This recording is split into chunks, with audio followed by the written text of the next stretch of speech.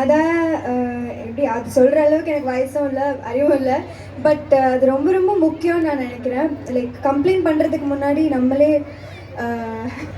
Oats like சோம்பேறித்தனப்படாமல் இல்லை இப்போ ஓட்டு என்ன ஆக போகுது அப்படின்லாம் யாரும் யோசிக்காமல் நேராக போய் டைம் ஸ்பெண்ட் பண்ணி அந்த ஒன் டே ஓட் போட்டோன்னா ரொம்ப நல்லா இருக்கும் அப்படின்னு நான் நினைக்கிறேன்.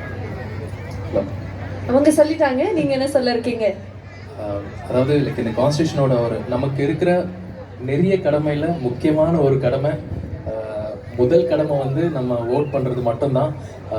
பெரிய தலைவர்களை தேர்ந்தெடுக்கக்கூடிய ஒரு ஒரு தகுதி நம்ம எல்லாருக்கும் கொடுத்துருக்காங்க. ஸோ அதை நம்ம ரொம்ப ரொம்ப கேர்ஃபுல்லாக பார்த்து உங்களுக்கு யார் வந்தால் நல்லாயிருக்கும்னு நீங்கள் நினச்சி உங்களோட பொலிட்டிக்கல் பிரெயின்ஸ்லாம் யோசித்து வச்சுருக்கீங்களோ அவங்கள போட்டு தேர்ந்தெடுங்க.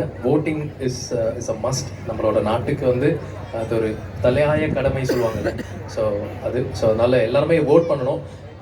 அதுக்காகவே மட்டுமே இந்த ஒரு ப்ரோக்ராம் க்ரியேட் பண்ணியிருக்காங்க. அதுக்கு கடலூர் கவர்மெண்ட் அவங்களுக்கும் like all the people who have involve in this, அதுக்கு வந்து எங்களை பெர்ஃபார்ம் பண்ண கூப்பிட்டதுக்கு ரொம்ப ரொம்ப நன்றி.